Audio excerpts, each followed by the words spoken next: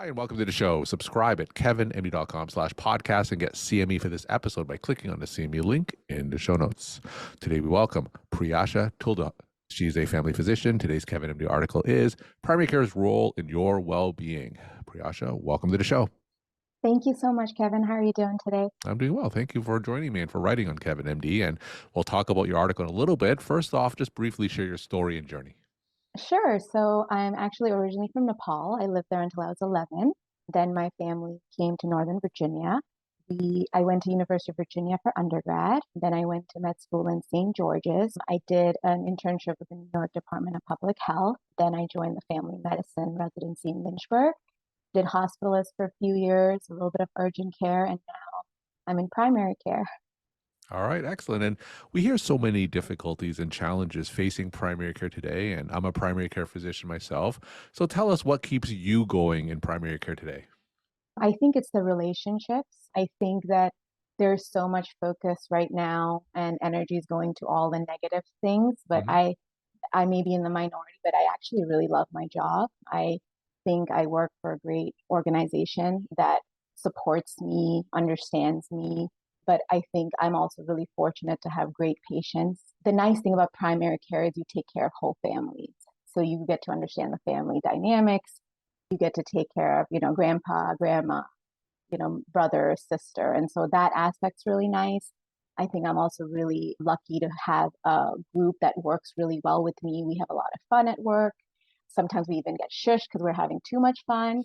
But overall, I think who you work with and what you bring to the day is so important. So I'm hearing that not all hope is lost when it comes to a career in primary care. For me, it has not been the case now. All right. So I am going to talk about your Kevin MD articles titled Primary Care's Role in Your Well-Being. Now, for those who didn't get a chance to read your article, just tell us what it's about. Sure. So I basically, it's a funny story actually. I think you know Diane Shannon. She's Hmm. my physician mentor, physician coach. And so I was actually telling her the things that I wanted to manifest this year. And one of the things was to getting an article published. Sure. And so she mentioned you, but basically the article is just about what the crux of primary care is, and what as primary care physicians are we trying to do? And yes, there's a list of area of medications and treatments and interventions, but I think sometimes we overlook maybe some of the simpler lifestyle things. And it's oftentimes the lifestyle changes that really make an impact and make a difference in patients' lives. All right. So give us a story or a case where you really move the needle for that patient by focusing on things that's outside of just treatments and medications.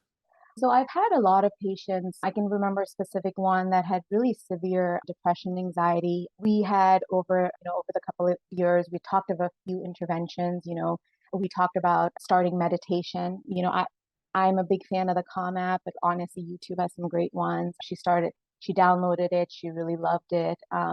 I saw her again and follow up for 3 to 6 months. At that point, she'd been pretty much meditating every day, and I could just I could sense the change in her energy. And she just seemed like a completely different person. And so with somebody like that who's open to maybe trying things, that was something that really made a big difference. I also had another patient, that initially had come with an A1C of like above 11, made a lot of dietary changes, met with a dietitian, and I think her last A1C now is around 6. And so, yes, were there medications in place? Certainly. But I think sometimes personal awareness and responsibility also goes a long way. So in your article, you talk about some of the holistic things that you try to implement. You mentioned things like meditation. In your article, you write about yoga. Now, with primary care physicians, so time crunch, how do you introduce some of these holistic elements into the exam room when a patient has Um, only about 10 to 50 minutes to see you? so for me, that time is fluid. What I mean by that is some patients will need 45 minutes, but then other patients will need 15 minutes, So I think recognizing which patients need your time, and sometimes that might be 90 minutes. Does that make the other patients unhappy? Yes, but I think it's important to focus on the patient that is in the room, So I think that's a priority. Two, every patient before they leave my room gets a list that I handwrite for them, And so basically, oftentimes they're physical. So while I'm asking their physical questions, I'm writing down notes. So if they're having poor sleep, we talk about maybe sleep supplements. And if they're having issues with their gut, we talk about a probiotic. So what I try to do is I try to do my questioning of the assessment. And while I'm doing that, I'm writing a list for them. So it's kind of an interactive process, and I do not document in the room. I think making that eye contact, Mhm. seeing if somebody's buying in makes a big difference. I personally find that when you are staring at a screen, patients just don't feel as connected to you. And so when you're like, even if it is 5 minutes, but if patients feel like their voice is heard and that you're listening to them, it makes a world of a difference. And that's how you build relationships, or that's how it's been successful for me. So in your article, you talk about some positive psychology techniques, gratitude journaling, self empowerment, and how do you incorporate that into your daily life? So a few things. So one of my rules, or one of the rituals that I like to do is, first thing I wake up in the morning, I try to think of all the things that I'm grateful for. So even though it's not recommended, I do co-sleep with my 3-year-old toddler. So most mornings I'm waking up with a foot in my face, but that foot is so cute. And so I try to wake up grateful for everything I have in that moment, right? So it might be silly things like the sheets or the bed or my legs, my eyes, things like that. And then I've kind of ritualistically set up practices where I do my 10 minutes meditation in the morning. And then while I'm walking into the office, again, we kind of go through the gratitude list of, then I focus on the people that I care about the most. And then when I listen to the patients, when I do a physical exam, in my mind kind of do the loving kindness meditation, which is, may you be happy, may you be in peace, may you be in healthy. So while I'm listening to them, I'm all not blessing them as such, but it's basically like trying to focus on the positive. And then in terms of some of the physical aspect, taking my golden doodle out for a walk, doing some yoga poses, or even when you're in the bathroom, doing some wall push-ups, Hmm. things like that. So try to find days that you can do things. The other thing I love doing is grounding. I have a lot of med students that work with me. So, we take bubble breaks. I think bubbles are the most underrated fun thing that adults can do.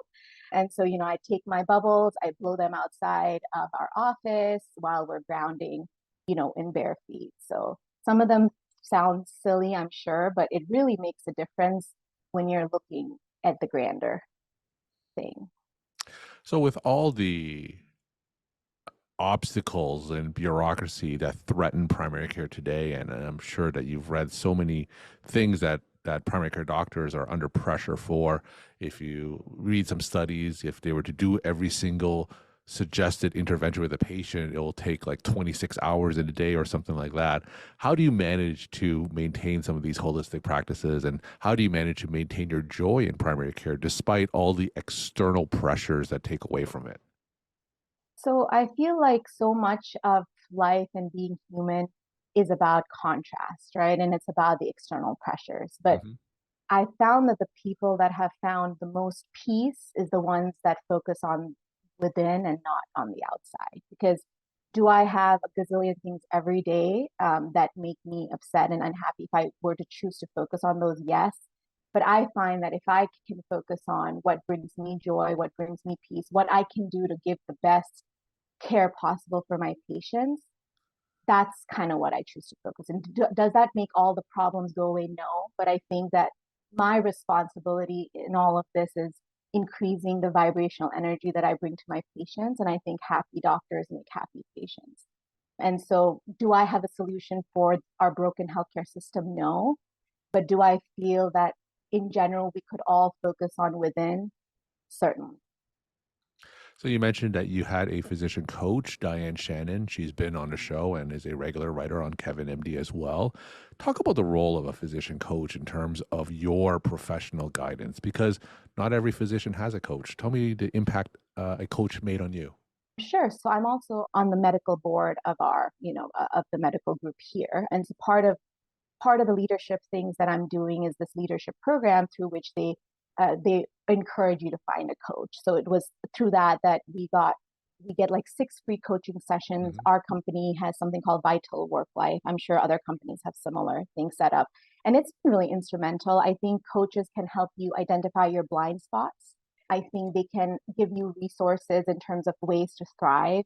I think personal awareness is so important and so key. And it's something that we are continuing to grow as people, right? And so I think a physician coach, no matter where you are at your journey, whether you're starting off, whether you're in the middle, whether you're struggling, whether you're thriving, I think they can only add because they're really a supporter for you and they're really there to make you be your best self. And so I think to me, she's been incredible. And I wouldn't even be literally not in this podcast right now if it wasn't for her. So I definitely recommend it.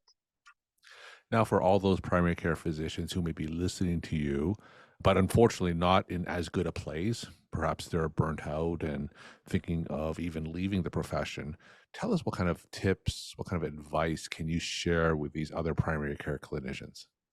So primary care is oftentimes like a death by a thousand ants, right? So it's not each task that is overwhelming. I think that in general, a lot of people that are type A go into medicine, right? And so we are the types that want to be perfectionists and want the mailbox to be empty. So I think one is accepting that the mailbox is never going to be empty, right? So anytime you take care of 10 messages, there's other 30 waiting for you. So I think having a sense of peace with the fact that you can never feel like the work is completely done because it's not done, right? So to be comfortable with a certain amount of work not getting done. That's number one. Two, I find a lot of my colleagues, or just in general in medicine over the years, they come early, they stay late, they don't take a lunch, they work holidays, they work nights. So you can't expect, we're not machines, right? And so I feel like I work best when I take breaks and when I joke and when I laugh and when I have a sense of community at work. So I think that's also important. And and four, I think when you take care of yourself, patients feel better too. Because I think being a physician is not only you're guiding them, it's also an energetic exchange. And so when the physician's burnt out, unfortunately, I really think the patients then incur the collateral damage, right? So can we all change the system in a day? No, but I think there's small practices that people can do that can help. But I don't think burnout happens overnight, right? So I think it takes many, many days and years of not sleeping, not eating, and not taking care of yourself. But I think it's having boundaries within yourself, saying, you know what, at 5, it's time for me to go home, and I'm not going to stay till 11 p.m. And for some reason, I've never stayed till 11 p.m. So it's been in my mind. There's work, and then there's home, and I will not compromise that. Now, for those medical students or doctors in training who may be listening to you on this podcast, what are some reasons they should consider primary care as a career? I think primary care is awesome. I did my residency in family medicine. I decided at that time I wanted to do 2 years as a holistic. That was a great experience. And then I decided to do urgent care. That, you see a lot of different things. And the nice thing about primary care is the variety, right? So you're exposed to a lot of different things and it allows you various career trajectories. So some of the benefits of doing primary care is you can be a hospitalist, you can work in urgent care. If you wanted to, though, only do a specific type of procedure, let's say sports medicine or geriatrics, that's an option too. So I feel like primary care is the future. I think that people are maybe not seeing the big picture in the sense that in the next 30, 40 years, we're really the foot soldiers. Primary care, we're seeing in this country that without primary care, this is going to be a broken system, right? And so I feel like why not be this amazing group of people that bring people together and let's work on making people healthier as a group instead of, I mean, specializing is great, but it just was not for me. We're talking to Preyasha Tuladhar. She's a family physician. Today's KevinMD article is Primary Care's Role in Your Well-Being. Priyasha, let's end with some of your take-home messages to the KevinMD audience. Sure. So I think the take home messages is, take your time. Each day is special. We oftentimes wait for vacations to celebrate our time or have a good time. But I think every day is an opportunity to laugh. Every day is an opportunity to spend time with your family. And every day is an opportunity to make yourself a priority. And in general, I just want people to know that we can still save primary care. And I think it's a great profession. So, as humans, we all have the same emotions, needs, and desires. We're all creators of our own reality and master manifestors of our destiny, consciously or unconsciously. Everything we're looking for as human beings can be found within only ourselves and by being present in the moment. We must focus on changing ourselves. And when our collective vibrational energy changes, it creates room for inner peace, fulfillment, as well as potential for a kinder world. So let's all slow down, have a lot of fun, love each other, and accept ourselves and accept other human beings with all their perfect imperfections. I would like to end with a quote by Viola Davis, who said in her autobiography, "All I have is me, and that is enough." Priyasha, thank you so much for sharing your story, time, and perspective. And thanks again for coming on the show. Thank you, Kevin. Have a great day. Bye.